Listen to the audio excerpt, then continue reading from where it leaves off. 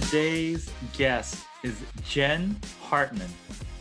She's the Director of Strategic Public Relations and Enterprise Social Media at John Deere. Jen, thanks for coming on the show. It's great to be here. Thank you very much. Yeah, I really like your sort of backdrop there with all the tractors. So my husband is a second generation Deere employee.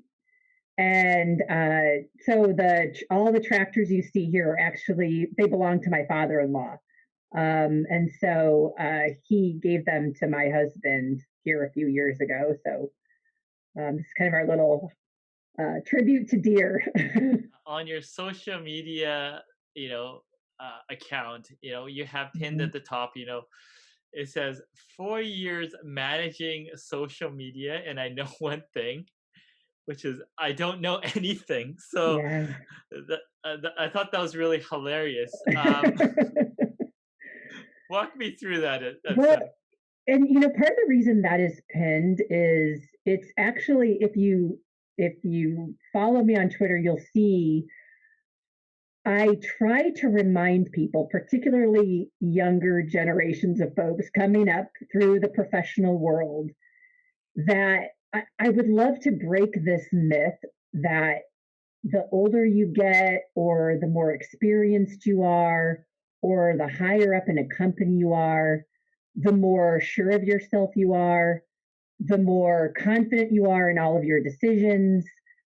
I want to help young people understand that we are all doing the best we can with what we know in the moment we're addressing.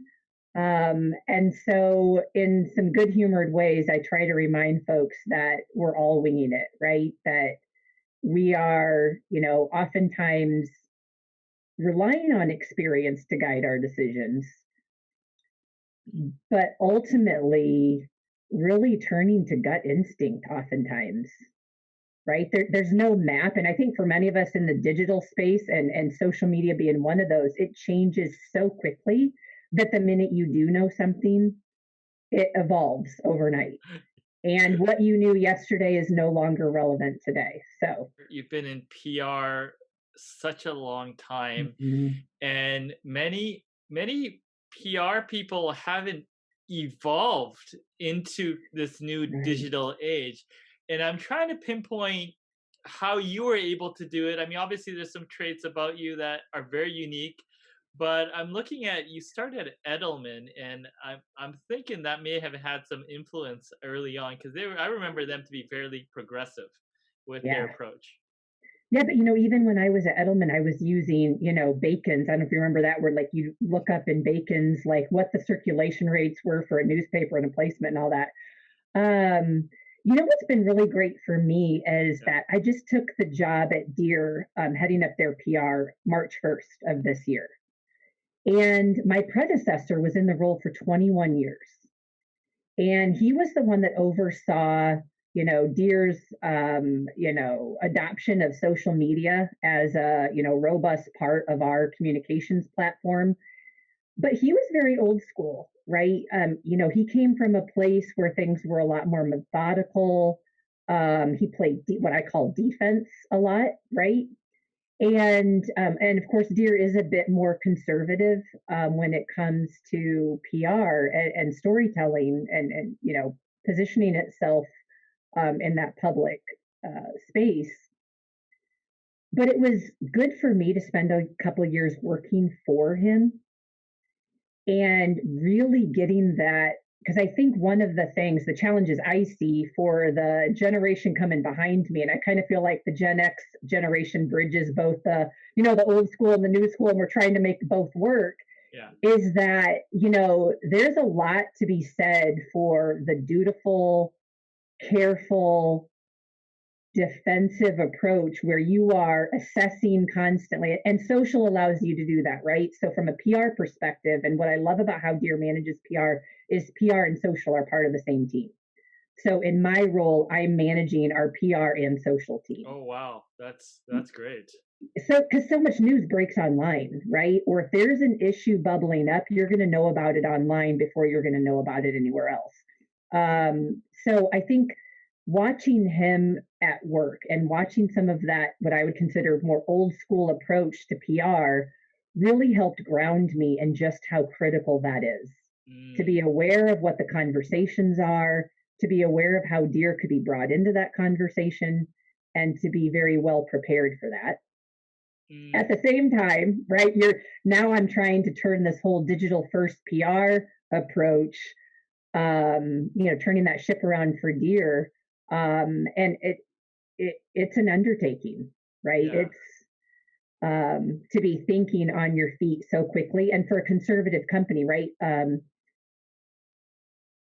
In today's world, you don't always have the time to thoughtfully consider how you're going to respond, or to spend a couple weeks meeting with internal teams to write a statement, get approvals, right? There's an expectation that a brand is going to quickly respond to a crisis event in the moment, or to respond to a significant social issue.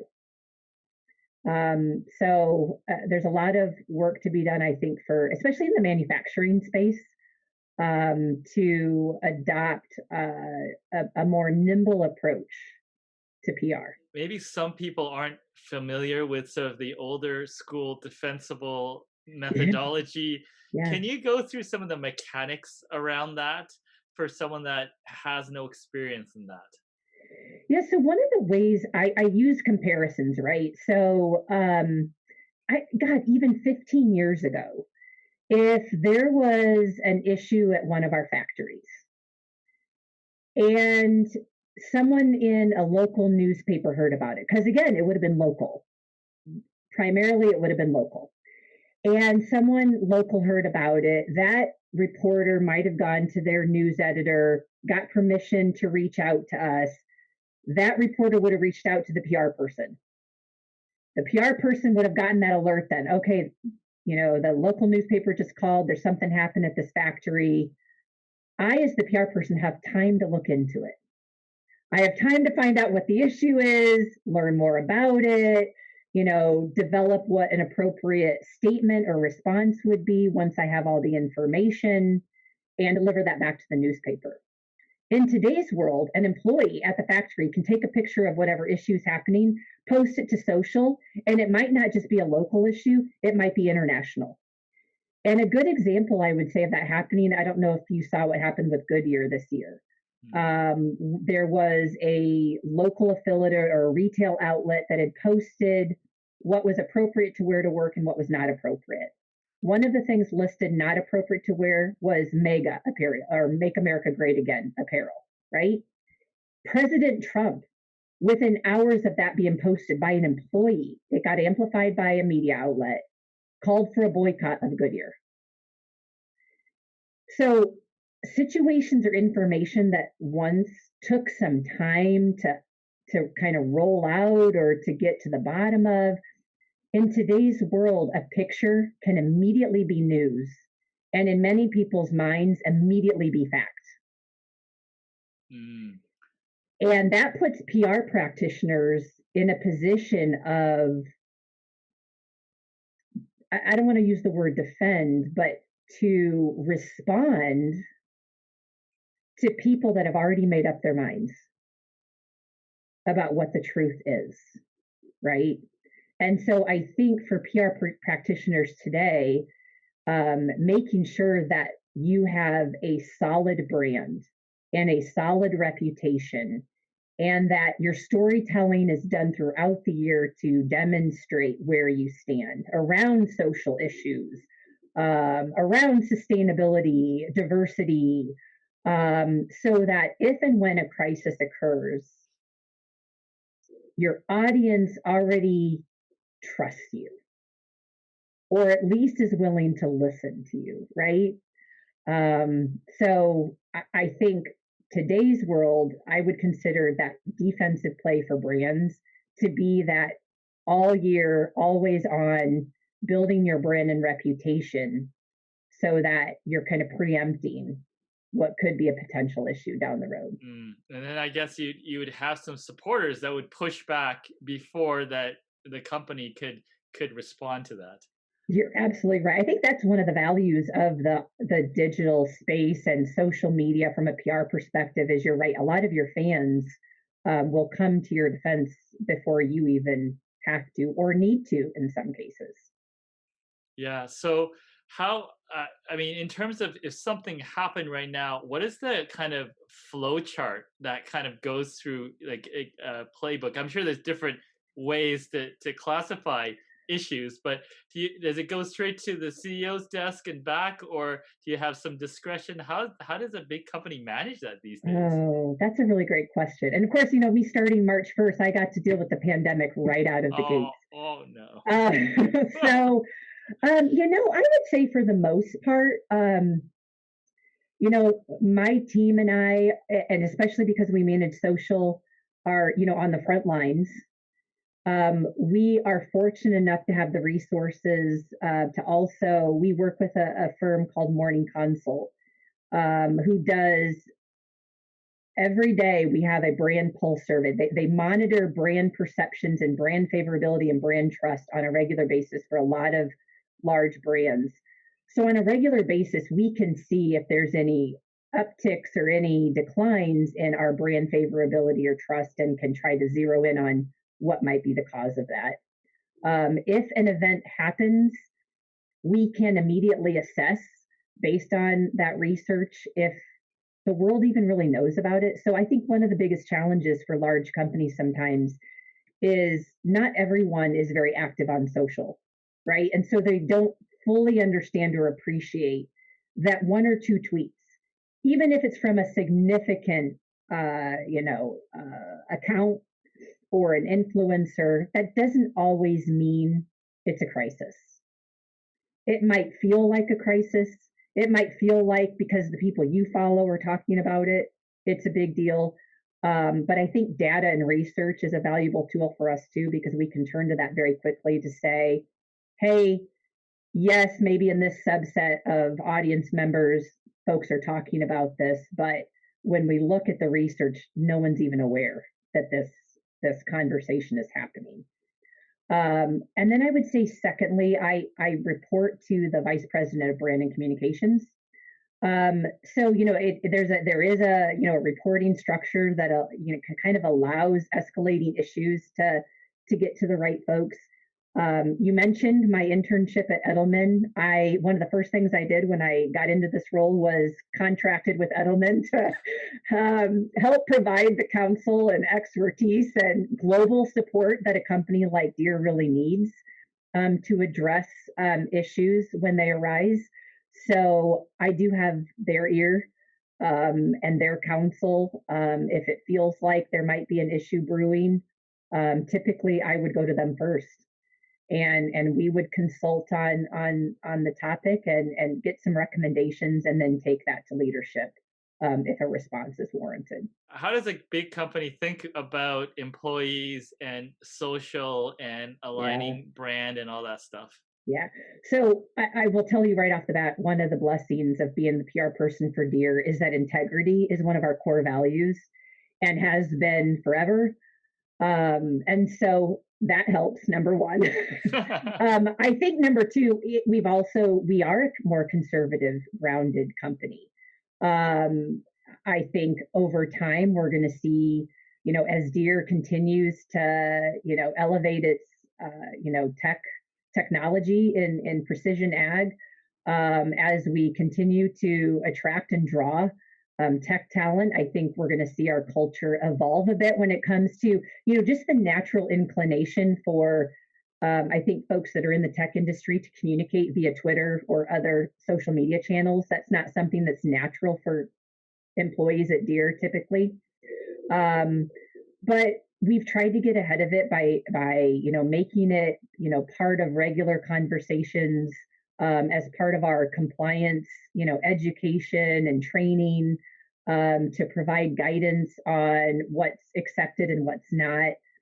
But also, since I've taken this role, what I've tried to do is gray the lines a bit more to because when you make or when employees fear going to social, it also means they fear sharing what they love about the company. Mm.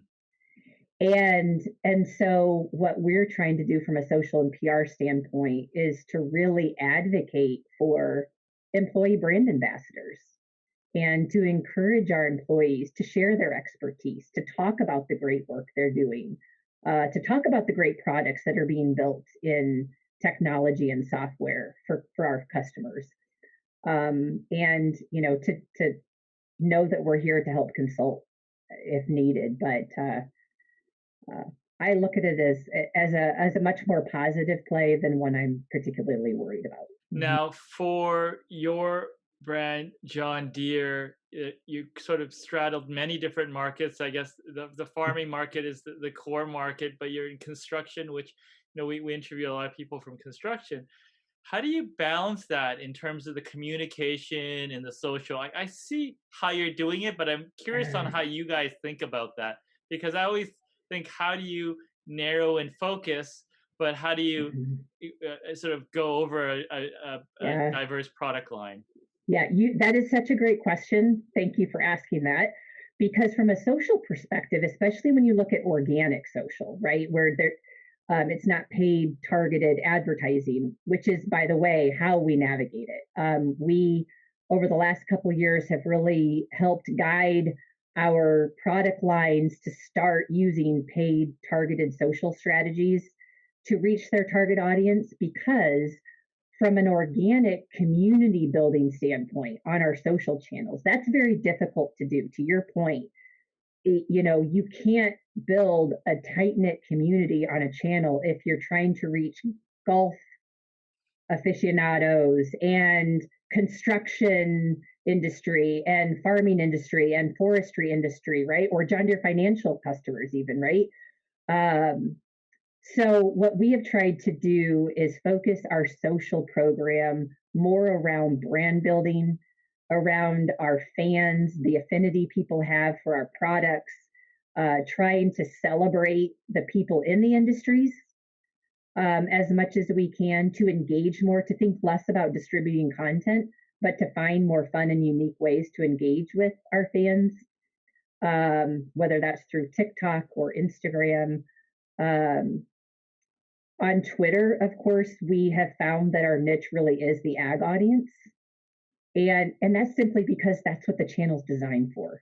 The channel is designed to build a community around, a shared, topic or industry or passion.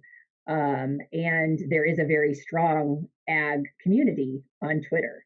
And so we've, tried to purposely and with intent tap into that. But beyond that, we've really convinced our teams across the board that represent those different product lines that they will be way more effective if they put paid advertising behind their efforts to reach their core audience. You have a wonderful Twitter account, and you've established a personal brand through that. Yeah. Now, how does that relate? Like, how do you think about it, and how do you think about it from the position from John Deere? Because I'm always curious about the interaction between the two, your personal objectives and how the Yeah. company will see it. Can you kind of walk me through kind of both sides of that? That's also a great question. I just got done talking about how I have been an advocate for getting more employees on social, right? And to allow them to share their expertise, because I think a really awesome opportunity for any industry is to tap into the people that are passionate employees, right? And can demonstrate and put a human face to the work we do. So about a year ago, I decided if I was going to try to convince folks to do this, I needed to understand what it would take. And by the way, I found out it takes a lot. This is not something that you can just pluck an executive out of the C-suite and drop them into a social platform and say go, right? It honestly has been one of the most powerful professional development opportunities I've ever experienced. Wow. Because you can be the manager of social media, like I was, for a brand, but managing a personal channel And trying to build that with any sense of meaning or purpose is incredibly difficult.